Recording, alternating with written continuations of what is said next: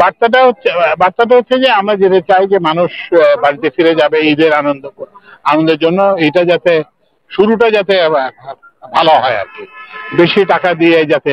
ওখানে একটা সামান্য ইয়ে পাইছি, এইটাতে তো কোনো কিছুই না, ভাড়া সঠিক ভাড়া নেওয়া হয়েছে। আর ওখানে একটা সামান্য বিচ্যুতি পাইছি যে কতজন 815 টাকা বেশি ইয়ে করছে, তো আমরা ওদেরকে বলছি যে ওরা 100 টাকা করে ফেরত দিয়ে দিয়েছে আর কি। আর এমনি মোটামুটি ভাবে আমি গতবারও এখানে আসছিলাম, গতবারের তুলনায় এবার একটু পরিবেশটা একটু এখনো অনেক ইমপ্রুভমেন্টের সুযোগ আছে। ঢাকা সাউথ সিটি কর্পোরেশনের তো ওরা কিছু ব্যবস্থা নিয়েছে, আরো এটাকে আরো একটু পরিষ্কার পরিচ্ছন্নতা আর একটু বাড়াতে হবে।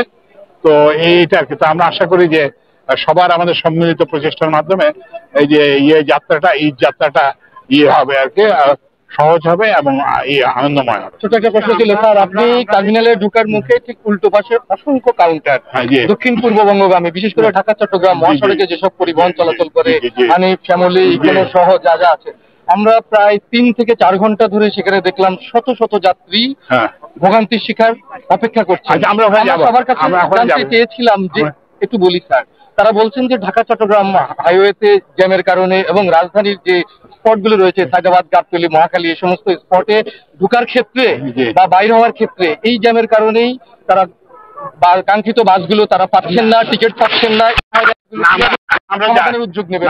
আমরা যাচ্ছি, আমরা প্রত্যেকটা স্পট, এই যে আমাদের আছেন স্পেশালিস্ট, প্রত্যেকটা স্পট, যেমন একটু আগে আমরা খবর পাইছি যে পদ্মা সেতুতে একটা লাইন হয়েছে, তো তখন আমরা ওই যে সেতু বিভাগের যে সচিব, তাকে নির্দেশ দেওয়া হয়েছে এক্সট্রা কাউন্টার খুলে ওটাকে স্পিড আপ করার জন্য। যেখানে যেখানে আমরা খবর পাচ্ছি যে যানজট হচ্ছে, সেখানে আমরা কিন্তু ব্যবস্থা নিচ্ছি যাতে এটা দ্রুত হয় আর কি।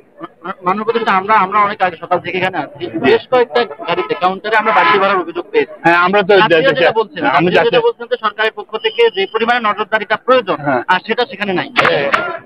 এই যে ম্যাজিস্ট্রেট, এই যে না, কিন্তু কতজনকে ফাইন করতে, কতজনকে ইয়ে করতে এর মতো আমি করতাম না। যে একটা জিনিস হচ্ছে ঢালা অভিযোগ যে বাড়তি ভাড়া নিচ্ছে, তো এইটার তো ব্যবস্থা নেওয়া যায় না। কিন্তু গত পরশুদিন আমার কাছে একজন ইউরো লাইনের একটা ভাড়া এবং ওই যে টিকিটের ছবি সহ পাঠাইছিল, গাড়ির নম্বর সহ পাঠাইছিল।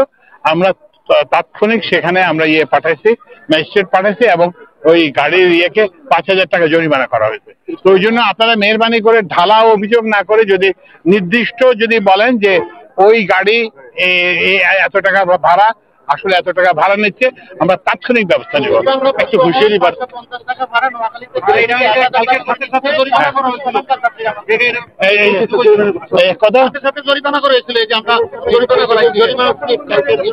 এই যে দেখেন, এই জন্য আমরা যে তৎপর নাই, এই যে 5,000, এটা কি লাইন? ইউরো লাইন না তো, এটা সবুজ, ইউরো লাইন না, সবুজ।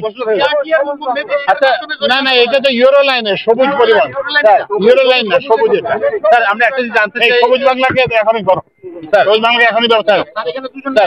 হ্যাঁ, এখনই সবুজ বাংলা। একদম স্পষ্ট বার্তা কি পরিবহন মালিকদের কাছে যে হচ্ছে যে ঈদটা তো সবার জন্য আনন্দের, আপনারা লাভ করেন। আর আপনারা তো এখন তো করার কোনো কারণ নেই, কারণ আমরা তো জ্বালানি তেলের দাম কমাই দিচ্ছি, ওনারা তো এমনিতেই একটা সুবিধা পাচ্ছেন। তো সুতরাং এখন তো বাড়তি ভাড়া দাবি করার কোনো কারণ নেই। তো আমরা কিন্তু যেখানেই পাবো, এই যেটা বললাম যে যেখানে একটা স্পেসিফিক অভিযোগ পাওয়া যাবে, এই যে এখন যেমন সবুজ লাইনের কথা বললেন, এখনই সবুজ লাইনের বিরুদ্ধে ব্যবস্থা নেওয়া হবে এবং আমাকে ব্যবস্থা নিয়ে আমাকে পাঠাতে হবে। ঠিক আছে, ধন্যবাদ।